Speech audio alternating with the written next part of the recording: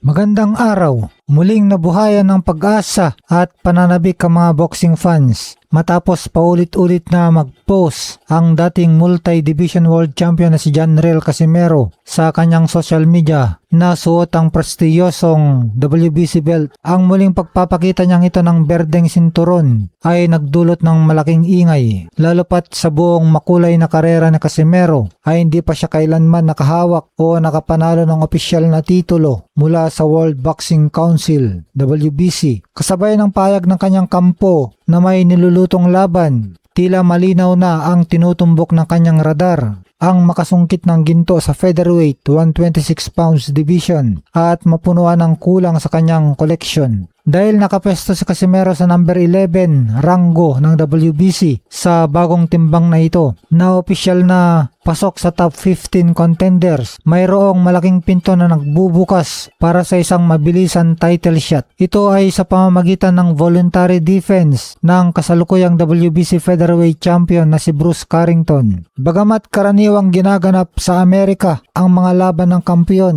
hayagang inihayag ni Carrington sa mga nakaraang panayam na pangarap niyang makaranas na lumaban sa Japan. Una sanang target ng Amerikanong kampiyon ang monster ng boxing na si Naoya Inoue. Ngunit dahil abala pa ito sa pagdomina sa mas mababang timbang 122 pounds, si Casimero ang lumalabas na pinakaswak at pinakamaingay na alternatibo. Lalong naging mainit ang pangalan ni Casimero sa radar ng mga kampiyon dahil na rin sa kanyang pinakauling kahangangang tagumpay. Kakapanalo lang ng Pinoy boksingero kontra sa kilala, elite at top-rated fighter na si Luis Nery. Isang laban kung saan ipinamalas ni Casimero ang kanyang natatanging lakas matapos pabagsakin si Nery ng 6 na beses at tapusin ang laban sa loob lamang ng 4 na round. Dahil nakabase sa Japan ang kanilang promosyon, napakalaki ng bentahe ng promoter ni Casimero na si Koki Kameda ng 3150 Promotions na maikasa ang mega fight na ito sa Tokyo o Osaka. Kayang-kaya ng kampo ni Kameda na maglatag ng malaking pondo at premyo upang maakit sa Carrington na lumipad patungong Japan para sa isang voluntaryong pagdepensa ng kanyang titulo. Kung sakaling magkailangan sa negosasyon ang magkabilang kampo para sa direktang title shot kay Carrington, marami pa rin naman bigating landas sa top 10 ng featherweight division ang pwedeng lakbay ni Casimero. Sa katunayan, bagamat wala pang opisyal na anunsyo, may mga umuusbong na bulong-bulungan sa boxing circles na isa sa mga tinitingnan matinding plano ng Kameda Promotions ay ang dalhin sa Japan ang pambato ng United Kingdom na si Nick Ball upang makatunggali ni Casimero. Ang bentahe sa posibleng engkwentrong ito ay ang double option na makukuha ni Casimero dahil si Nick Ball ay kapwa top-rated contender sa dalawang pangunahing boxing bodies, ang WBC kung saan kampiyon si Bruce Carrington at WBA kung saan hari naman si Brandon Figueroa. Ang sinumang manalo sa laban na ito ay otomatikong magkakaroon ng gintong karapatan na humabol sa alinman sa dalawang federasyon. Ang ganitong uri ng bakbakan ay siguradong magsisilbing mabilis ang daan para kay Casimero upang pwersahin ang mga kasalukuyang kampiyon na harapin siya. Sa uli ang paulit-ulit at muling pagpaparinig ni Casimero gamit ang WBC belt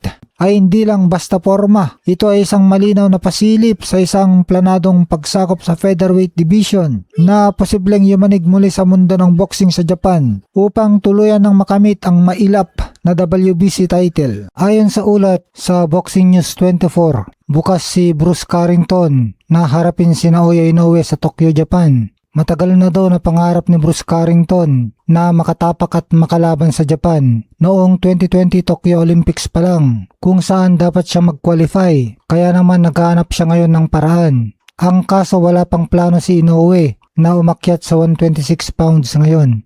Pero sino ang pinakamabilis at lohikal na alternatibo para matupad ang pangarap ni Bruce Carrington na lumaban sa Japan? Walang iba kundi si Cuadro Alas dahil kasalukuyang pasok si Casimero sa top 15 ng WBC kung saan number 11 nga siya ng WBC. Kaya dahil dito napakadali at legal na maaprubahan ng isang voluntary title defense. Sakto pa dahil ang plano ng Kameda Promotions ay gawing 4 Division World Champion si Casimero at si Carrington ang perpektong target. Walang magiging problema sa bayaran kasi kilala itong si Koki Kameda at Kameda Promotions sa pagiging galante at agresibo pagdating sa pagpupundo ng mga malalaking laban sa Japan. Lalo na kung ang mga kalaban ay tulad ni Casimero na may malaking hatak sa mga manonood. Kaya pagdating sa payout o premyo, kayang-kaya nilang pantayan o lagpasan ang demand ni Carrington. At ito ang maganda para kay Casimero. Sa uling laban ni Carrington, nabunyag ang kanyang malaking kahinaan. Nakitaan siya ng butas matapos masaktan at dumaing sa mga patama sa katawan. Kilala pa naman si Casimero sa paggiba ng bodega. Kaya kapag naamoy ni Cuadro Alas ang mahinang bodega, ay siguradong tulog ang Amerikanong kampiyon na si Bruce Carrington. Magandang araw. Dahil pasok na si Janrel Casimero sa top 15 ng Super Bantamweight at Featherweight Division. Number 4 siya sa WBO Super Bantamweight at number 11 sa WBC Featherweight. Kaya kwalipikado na siyang piliin ng mga kampiyon para sa isang voluntary title defense.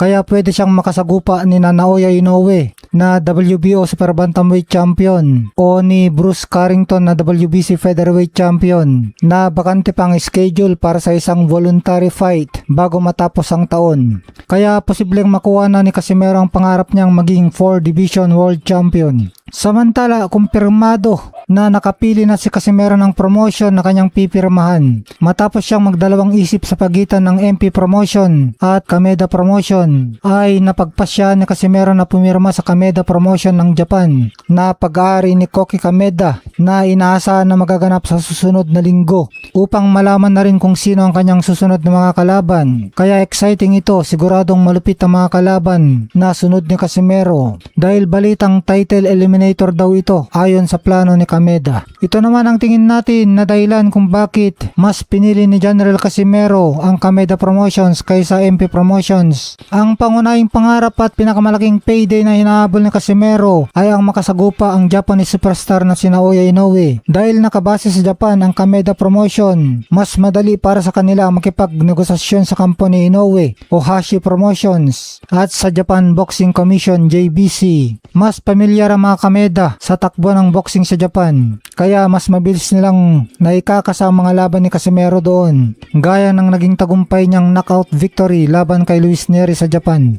Hindi naging maganda ang huling yugto ng pagsasama ni Casimero at ng presidente ng MP Promotions na si Sean Gibbons. Naging usap-usapan sa boxing community ang issue tungkol sa hatian ng kita, purse split. Dahil sa sirang relasyon ni Casimero at Gibbons, mahirap nang ibalik ang tiwala sa pagitan ng dalawang kampo. Nang mawalan ng promoter si Casimero at iwanan ng kanyang dating Japanese backer na Treasure Boxing Promotion dahil sa mga issue sa timbang, ang Kameda Promotion ang sumagip sa kanyang karera. Sa mga payag ni Casimero sa media, hayagan niyang pinasalamatan si Koki Kameda sa pagtitiwala sa kanya noong panahong binitawan at minaliit siya ng ibang tao. Ang tiwalang ito ang nagbigay sa kanya ng motibasyon na magdisiplina at umakyat muli sa WBO rankings. Sa ngayon, ang pinakamalaking pera at maaksyong laban sa timbang ni Casimero, Super Bantamweight at Featherweight ay nandoon sa Japan at iba pang bahagi ng Asia gaya ni Inoue at Junto Nakatani,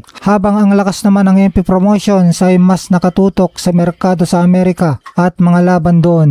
Para sa kasalukuyang estado ng karera ni Casimero, mas praktikal at madaling magkalaban kung nakabase siya sa promosyon na may direktang impluensya sa Japan. Kaya mas tama na pinili niya ang Kameda Promotions kaysa MP Promotion.